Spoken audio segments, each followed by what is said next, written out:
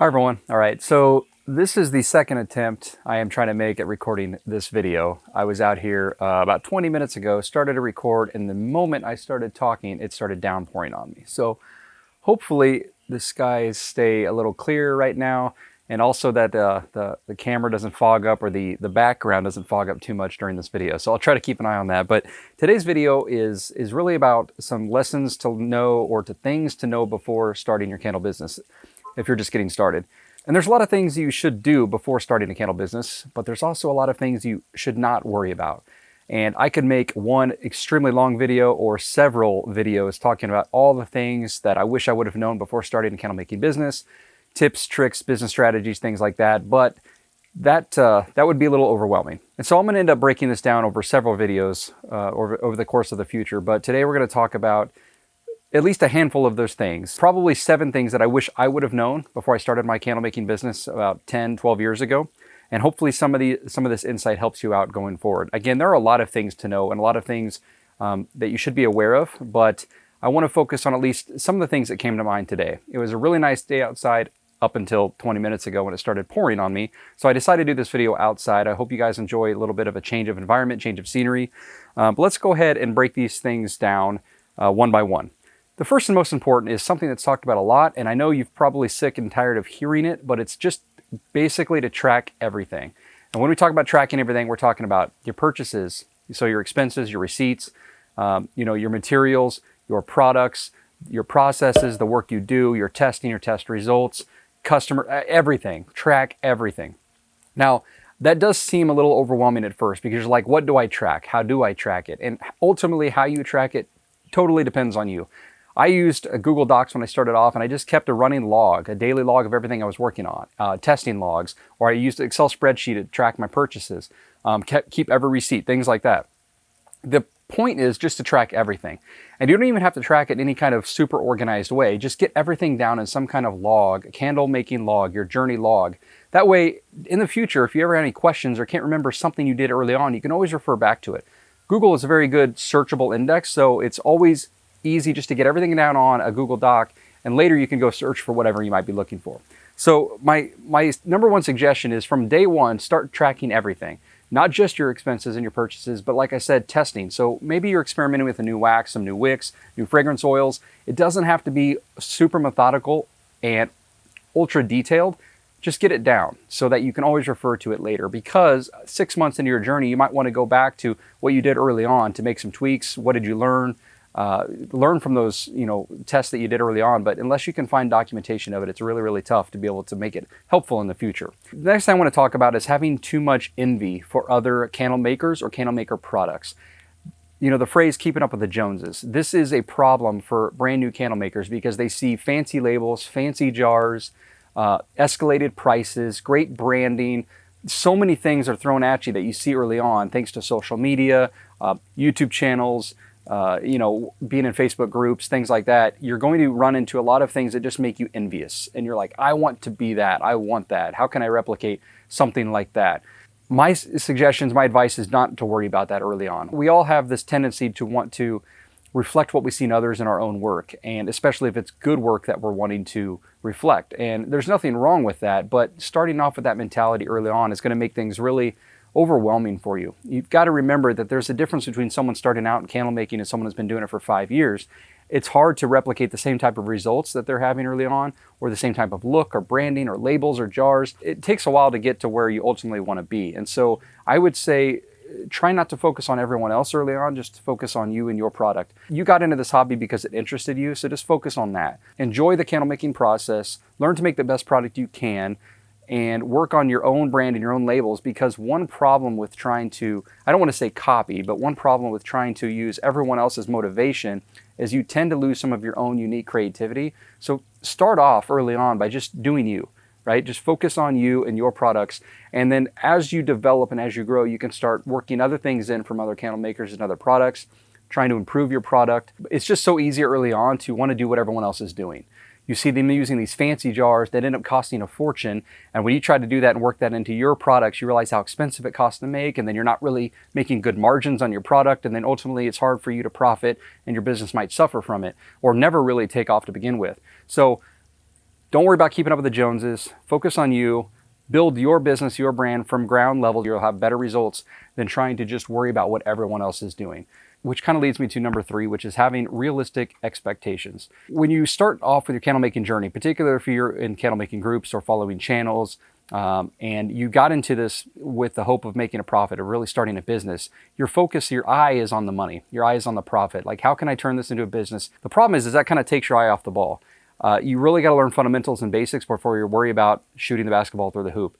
You've got to focus on what's going to get you there, the process. And so your focus early on should be worried about candle making, and then you can worry about business later. And I'll talk about this in a further tip later on. But the reason I mention it now is the expectations should be of learning how to make good candles and then eventually getting off the ground and starting a business. If you worry too much about the profit and how much money you're going to make, you're going to be focusing on the wrong things, but also you're going to set false expectations. Candle making is not a get-rich-quick scheme. A lot of people think that I'm going to start making good candles and they're going to start flying off the shelf and I don't have to do a whole lot before that happens. And unfortunately, that's not true.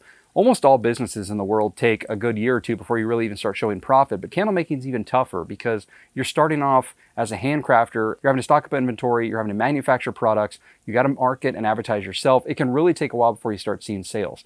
And if you have faulty, escalated expectations, you're going to get discouraged and you're going to end up burning out or quitting and feeling discouraged and just not wanting to continue at all. But having realistic expectations, which is, I don't plan to make anything year one. Just tell yourself that. And if you happen to make profit early on, that's great. That's awesome. You're ahead of the curve. You're doing great. But you need to set something realistic. And the way to set realistic expectations is to have realistic actions and plans set in place. So if you want to go live by a certain date, what steps do I need to make in order to go live by a certain date?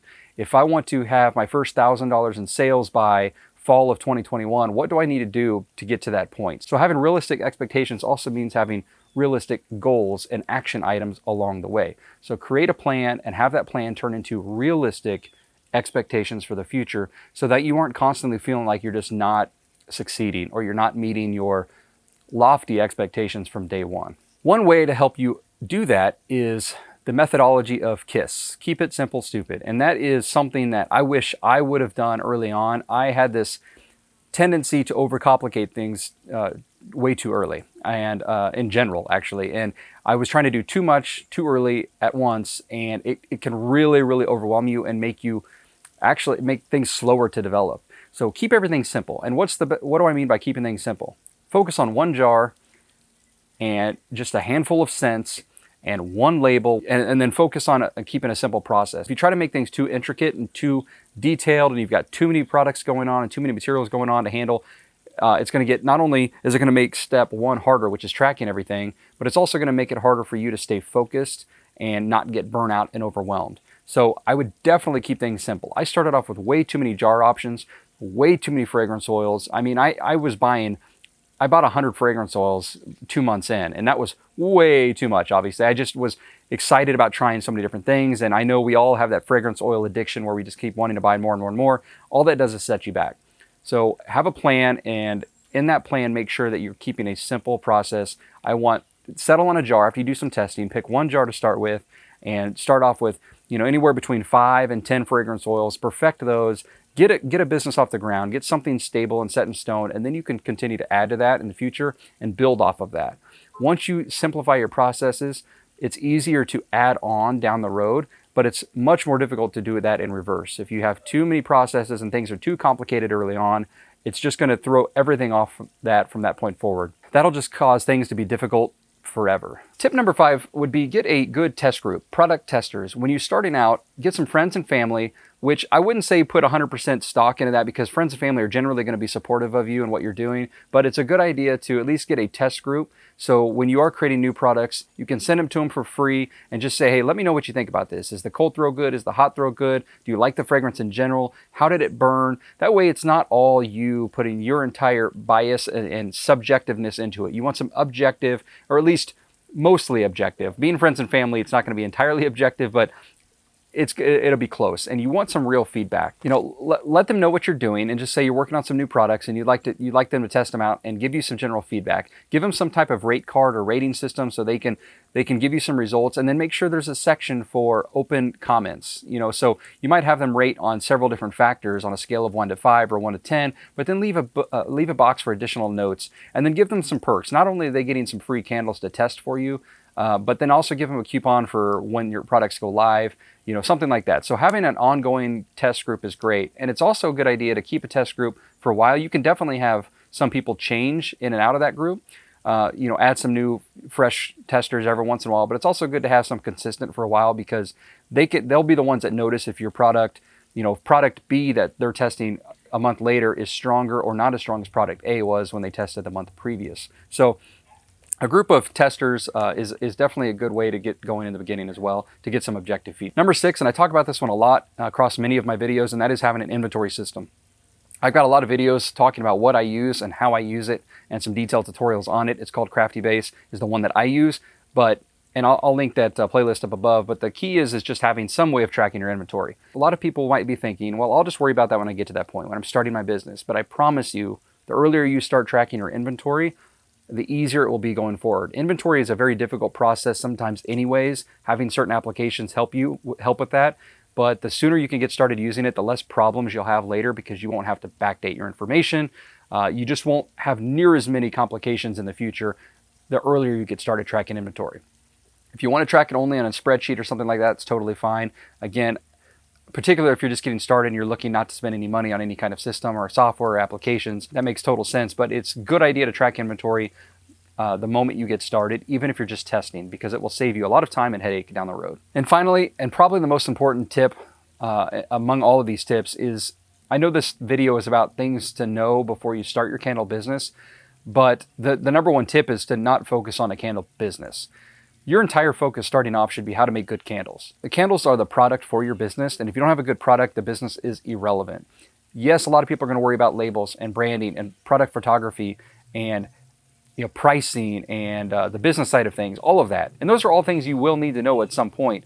But this is before you start a candle making business. The number one thing you should do right now, early on, is focus on just making a good product. Focus on your candles. Forget for a while that you even care about a business. Pretend you're doing this just for a hobby. You know, you got into this because you had interest in making candles, and let that interest encourage you. Let that interest motivate you. Forget about the business side of things and just sit down and have some fun experimenting and testing, and just focus on what makes a really good candle product that you would be happy with it. If you can create candles that once you test and burn, you actually enjoy yourself, and you're getting some decent reviews and feedback from your viewers as well, then the business side will be easier, because at least you got the hard part done, which is the product. The product is what's going to drive your profit, which is also what's going to make your business succeed. So let the dominoes fall into place down the road when it really needs to.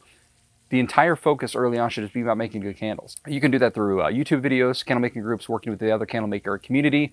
I will leave some links to some of the ones that I'm active in below in the description. And again, just check out the other videos on this channel as well as any other channels. And they're all here as one giant community to help each other. And the majority of the help out there is really focused on making good candle products. Make something you are happy with, because chances are if you're happy with it, customers are going to be happy with it as well. You can worry about the business side when you're ready to flip that switch. But until then, I would just focus on the candles, making good quality candles. Guys, that's it for this video. This is a list of 7 things that I wish I would have known, or wish I would have thought a little bit more about when I first started my candle making business. And I hope that you found it helpful as well. Again, there are a lot of different things that I could have mentioned in this video. Some I've mentioned in other videos, and I will mention others in future videos, but I at least wanted to address some of the topics that have been asked of me recently. I hope you guys found this helpful. I would love for any of you willing to share in the comment section below to mention a few things, something that you wish you would have known personally when you first started candle making that maybe I didn't talk about in this video, or you haven't seen really talked about in other videos. What is something that you just wish you would have known or done differently when you first started out? I appreciate you guys' time, and looking forward to future videos. Again, if you're interested in other candle making videos or running a candle business, be sure to subscribe below, give this video a like, and I will see you all next time. Thanks.